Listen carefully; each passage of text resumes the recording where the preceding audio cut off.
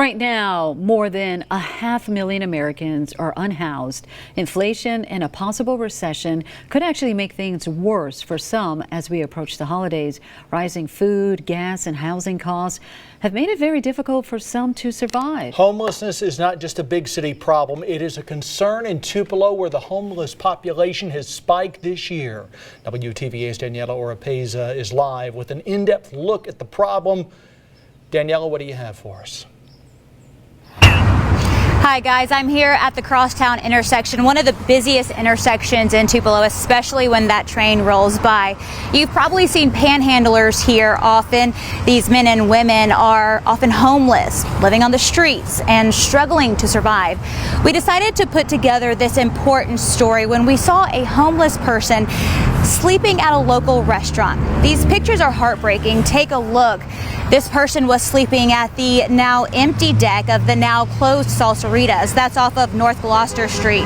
You can see that person taking a nap, and all of their belongings are with them.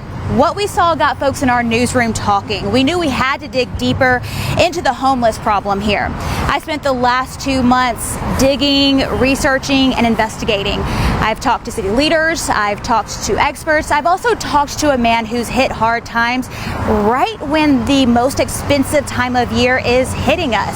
It's called Homeless for the Holidays. Here it is. Tupelo.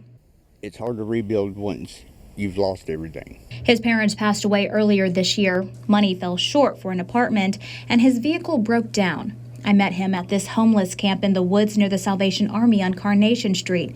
It's been his home for the past 5 months. You get locked into a lifestyle, and it's hard to break that cycle. The camp is dirty, it's unsanitary, and it's a health hazard. Tudor is struggling to survive. He says his options are limited.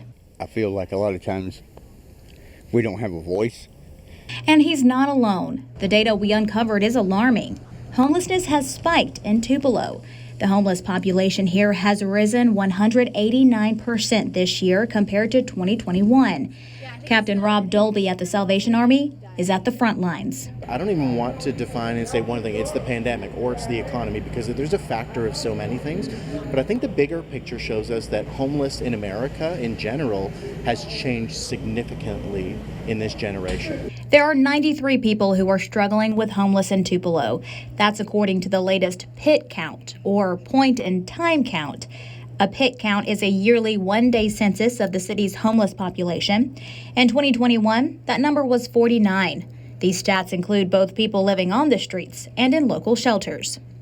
In 2022, 21 people are reported to be living in the streets. 72 are living in shelters. The Salvation Army houses most of those. I wouldn't call it a problem, but it is an issue. Tupelo Mayor Todd Jordan says the city doesn't have a widespread homeless problem, but says he's concerned, adding that the city has great resources, but he says there's a difference between helping and enabling. If people want to help, now there's a difference between helping and enabling. You know, we don't want to enable people where they want to be independent. When people ask about the difference between enabling, I mean, first off, the first thing we offer is hope.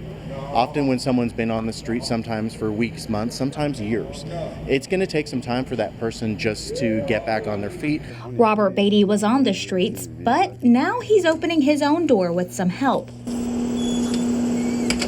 He was homeless for 2 years. I feel alone, I feel abandoned. Beatty's story has a happy ending. He's now living in his own home in Verona with help from Mississippi United to End Homelessness. I cried for like 2 days because, I finally had me a place. I wasn't going to be out here on these streets for more long because, what I'm saying? I mean, I'm 57 years old. I mean, we are trying to build ourselves back up. You know what I'm saying? We're not trying to stay like this forever because it ain't no use. Go. We wish Larry and Robert the very best. Coming up at 6, I continue my in-depth look at homelessness in Tupelo. Unfortunately, the situation could become more challenging as we approach the holidays. Live in Tupelo, Daniela Oropeza, WTVA 9 News.